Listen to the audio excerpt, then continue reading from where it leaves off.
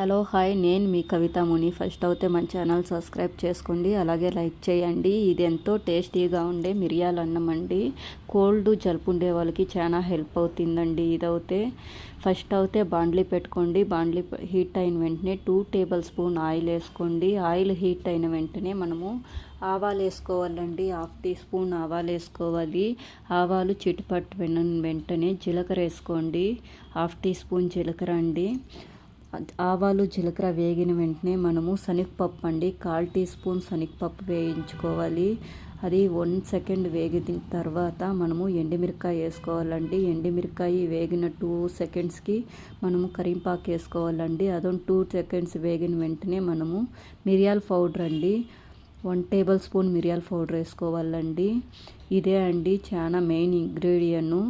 అలాగే వేయించిన వెంటనే మనము సాల్ట్ వేసుకోవాలండి. చాలా వేయించకూడదు, దాంట్లో ఉండే ఘాట్ అంతా పోతుందండి. ఈ విధంగా రైస్ వేసుకోండి. 2 మెంబర్స్కి సరిపోయే రైస్ వేసుకోండి.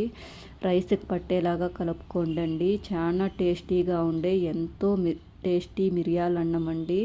ఇదైతే కోల్డ్ జలుపు ఉండే వాళ్ళకి అయితే హెల్ప్ అవుతుంది అండి మిరియాల అన్నం.